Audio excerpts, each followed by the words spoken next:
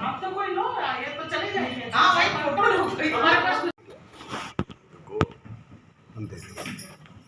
हम चाह रहे हैं थोड़ा नेचुरल लगे, थोड़ा सा वो अच्छा नहीं लगे, इस वजह से मेरा कहने का हाँ, मतलब है कि थोड़ा नेचुरल लगे कोई जी। चीज।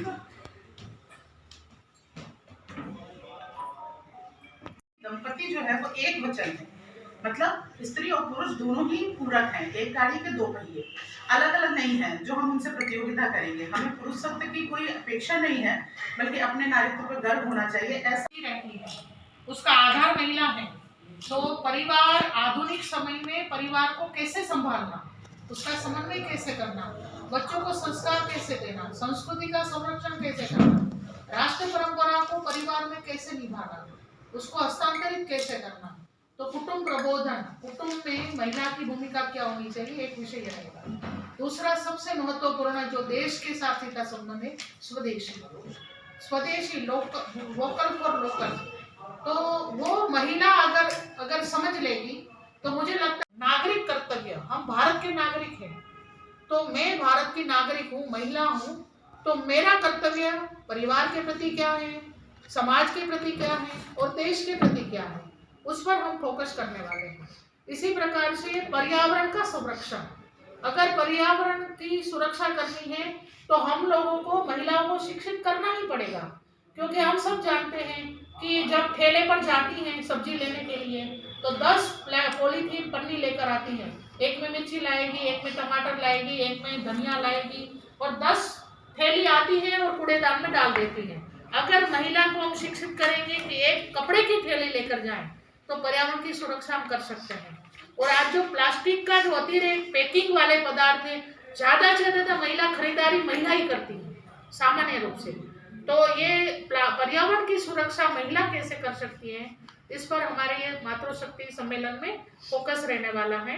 और सामाजिक समरसता कि हम सब समाज, हमारा पूरा व्यापक जो है, उसमें जो कुरीतियां हैं, उसमें जो दहेज प्रथा है, महिलाओं पर अनेक प्रकार के अत्याचार आते हैं, उसके कानून भी क्या क्या हो सकते हैं। तो महिला कानून के बारे में हम एक पत्रक, उनको एक पुस्तिका देने वाले हैं। तो महिला संबंधित जो कानून है वो भी हम उसको मार्गदर्शन करने वाले हैं। और सबसे बड़ी बात कि हम स्वदेशी, पर्यावरण सुरक्षा, कुटुंब प्रबोधन, सामाजिक समरसता और नागरिक कर्तव्य, भारत के नागरिक के नाते ये 5 विषय को लेकर हम वहाँ विषय रखने वाले हैं।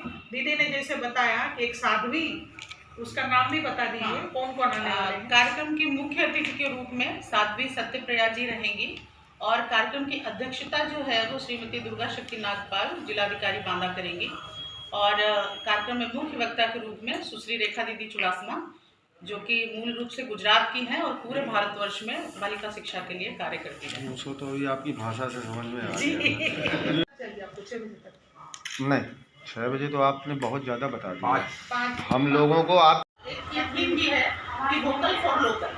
तो उस थीम के अंतर्गत बहुत सारे स्टॉल लगेंगे वहाँ पे, महिला गृह उद्योग जो करती हैं। और इस दृष्टि से हम लोगों ने जो सम्मेलन रखा है उसमें 11 श्रेणियों की महिलाओं को आमंत्रित किया है।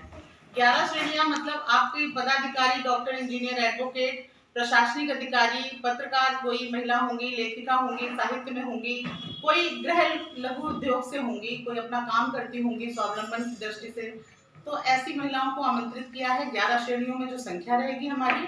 इसके साथ ही हम 11 महिलाओं को सम्मानित भी करेंगे, जो कि बहुत छोटे स्तर से उठ के उन्होंने एक नाम बनाया है अपना, सेवा के क्षेत्र में या खेल के क्षेत्र में कहीं बहुत अच्छा काम कर रही हैं समाज सेवा की दृष्टि से। बांदा जनपद की होंगी? बांदा जनपद नहीं, चित्रकूट धाम विभाग। अच्छा। मतलब हमीरपुर जनपद, चारों। हाँ, तो इनसे लेके कुल 11 महिलाओं को सम्मानित करने की ऐसी हमारी योजना है। इस प्रकार से